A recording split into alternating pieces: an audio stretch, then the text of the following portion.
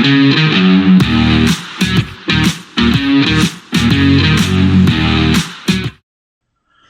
welcome back to the Supercoach Nuff channel. In this video, we're going to preview round 17 of the 2026 NRL Fantasy season.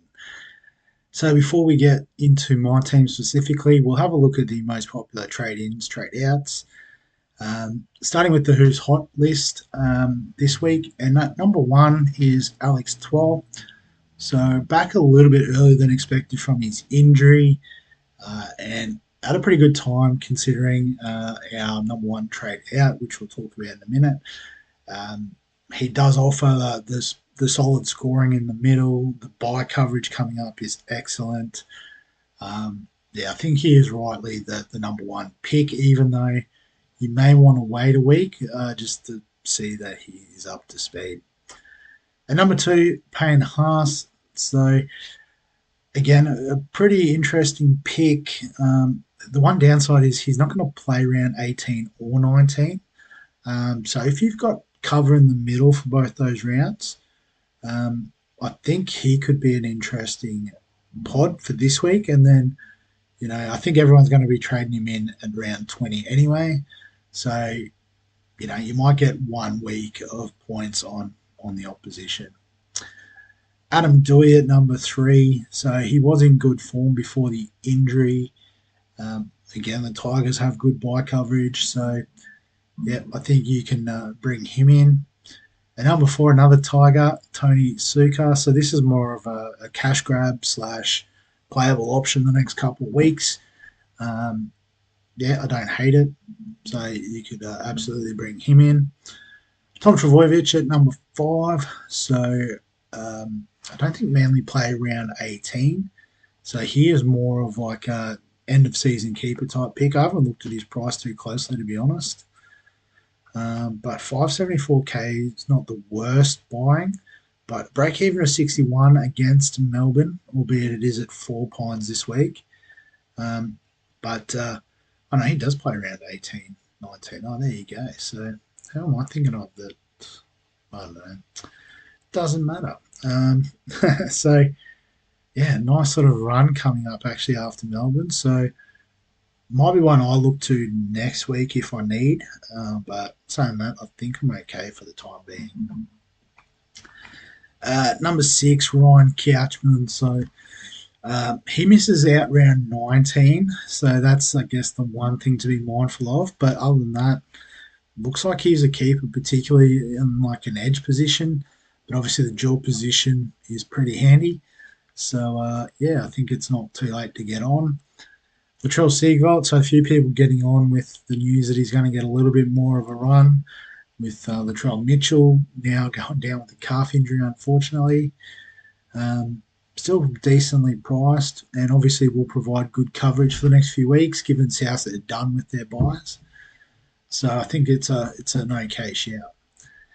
Simi Sasanya at number 8. So back from injury as well. Up against the Dragons this week, which is a favourable matchup, particularly with him out in the centres. So there is the temptation to have a bit of a look. But a little spoiler alert, he's one of my trade-ins this week, so I'm backing him in and happy for everyone else to do so too. Jeremy Marshall-King at number 9. So I picked him up last week as a bit of bye coverage for round 18. Worked out really well. And we know that he can sort of go with the top line hookers when he gets onto it. He's just a little bit injury prone. So I think he's a good pick for the short term. My plan is to sort of use him to help me get to Blake Brayley and maybe Harry Grant as well if I've got the cash and the trades. So that's I don't mind that pick. And number 10, Kalen Ponga. So he was originally in my trade plans, even though he misses round 18. I just think he's a seasoned keeper, so you can bring him in whenever you like. Terrell May is obviously another great option for the injured Jackson forward. So if you haven't got him, bring him in. Ola Kawatu, so as we just found out, good bye coverage. assuming he doesn't get picked for New South Wales. Yeah, can do some damage, so I don't hate it. Owen Paddy's one I haven't thought about. Obviously, must have been named to start there at the Raiders. Memory's terrible. I don't remember much about the team list, but maybe not. Maybe just off the back of a couple of half decent scores, 55 minutes. So maybe he started last week. I'm not too sure. But yeah, I guess he's making moves.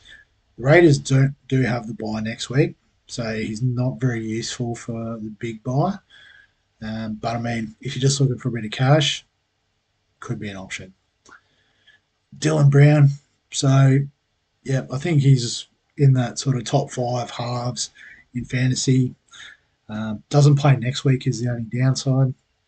And Jaden Campbell, just copy and paste what I said. So, I mean, if you haven't got Nico Hines or Adam Dewey, I'd probably go there first. But if you've got them, you've got Cleary. They're probably the next best two after. So, fair enough. On the who's not list this week, Jackson Ford, unfortunately, doing the peck, so he has to go. Tommy Chester's, it's maybe a bit rough, but he has peaked in price. Doesn't play next week, round 18. But I think the dual position and what he has shown in terms of scoring this season, I don't think he's the worst hold. So I know I've probably at least got one too many backline players on my bench at the moment. Well, probably two, but I have fixed one of them. So in saying that, there's probably still one too many when I count them all up. Kai Pierce-Paul at number 3, he can go, still injured. Ethan Sanders, yeah, just middling as a half, he can go. Tupanui injured, he can go. Oliver Pascoe, I mean, he's probably peaked in price, so yeah, you trade him to a Marshall King, makes sense. I guess if you're chasing cash, trade him to an Owen Paddy, why not? Yeah, I think you can let him go. Heelan Lukey, probably another one that you can let go. But we'll still do a job this week and after round 18 if you need. Jerome Hughes gone down injured, so I think he can go. Cooper Bye, yeah, probably done the job for us. He can go. Lasardi, yeah, he's peaked in price, so he's made us his cash. If you're looking to upgrade, he can go. Joe Tarpany, yep, I think he can go. Josh Papali, yep, he's on my chopping block this week. He can go, move to the bench. So we'll just start losing cash at this point. Latrell, if you held, that's a tough break, but I think you can let him go and use the money. McLean's injured, he can go, and Tedesco. So I thought he bounced back this week, but maybe not so much in fantasy. What's his price point like? So they're not gonna tell me. Here we go, 593. Break even with 68. So maybe people just afraid of losing cash. But this is his third buy, so in round 18 that is. So after this, he's got clean run home. I mean, not the easiest run. You know, like yeah, like even to Tigers, Dolphins, Rabbitohs are going alright at the moment. So yeah, I mean, if you could go from him to Ponga, for example, as a luxury move, that'd be alright, I suppose. So that's everyone else's trades. In terms of my trades this week, pretty standard. I think Jackson Ford to 12 is the move that makes the most sense. Did mean I was priced out of Papali up to Ponga, which was my initial thought. But with Sasungi back, I thought, well, the money works. I'm going to bring him in as a sort of keeper in the centres in particular. But a bit of edge cover wouldn't hurt. So how that leaves the team is a bit like this. So pretty much this is the forward pack for next week as well. Round 19 with the Couchman brothers out, we've got Duncan and we've still got Lasardi to cover, so that works out okay. I mean, we've only got a couple of trades left, but if we do want to bank some cash, we could look at Suka, Lasardi to Suka, but perhaps because Lasardi doesn't play round 18. Not that we're going to be using Suka anyway. Yeah, so we've still got Pasco. As I said, the ideal would be him and Marshall King up to Grant and Brayley, but we'll see how we go. So we're probably carrying one too many halves at the moment, but Nico Hines coming off the bye next week is a target. So that's probably one of our two trades that we've got before round 20.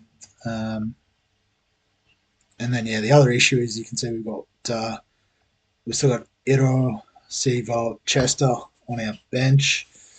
I mean, particularly now we've got Sasungi, we've got 5 centres, which is probably about one too many. So we could potentially move off Chester as well. So,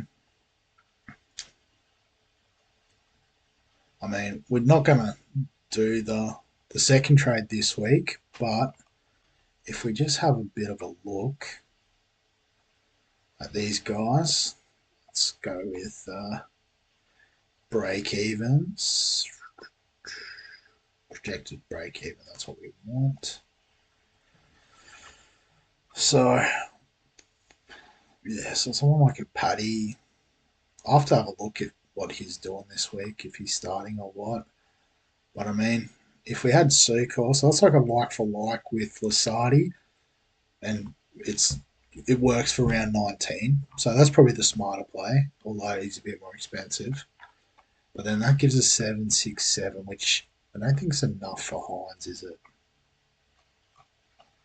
Average per round.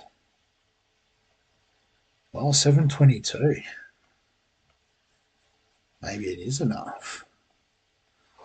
So I'm just going to cancel these trades because I need to see their break evens as well. So that might be our final two trades before we get our little top up in round 20.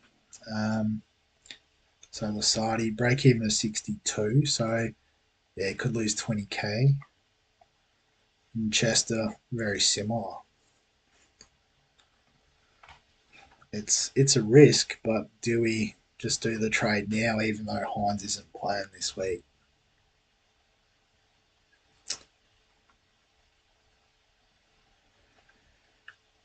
Chester, Lasardi. Yeah, because Harrison's still got a couple of weeks of cash, so we can hold him to around 20. Tomorrow Martin, we can hold to around 20 because we're going to end up with an extra half. Like we've got 5 halves, we don't need that many. But I guess we could use that money to bring back Payne Haas around 20. Um,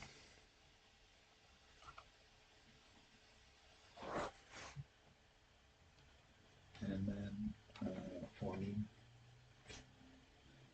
where was he under break even, wasn't it? Could have just searched, I suppose.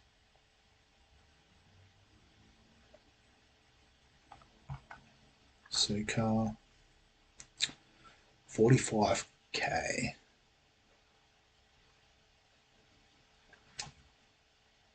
I mean, Chester wasn't going to play this week anyway in our squad. Yeah, it's a bit risky. I'm not going to pull the trigger on that one, to be honest. Oh, negative. That's fine. Just going to reverse them out. So I'll just do Lasardi to Sukar. Confirm that trade. Should go through. Cool.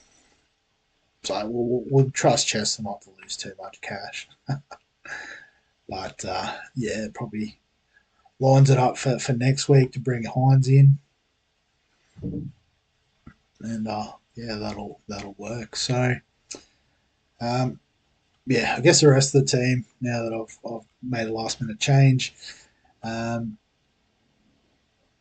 yeah, so we've sort of got Eero there in the loophole spot. Seagull plays Thursday night, so we get a bit of a free look. Guess with Pascal as well. And we don't really have the option to trade Marshall King out, so that doesn't particularly work. Um, But I think, yeah, if Seagull doesn't go off, Pascal will just come up into interchange 4, and we'll see how that goes.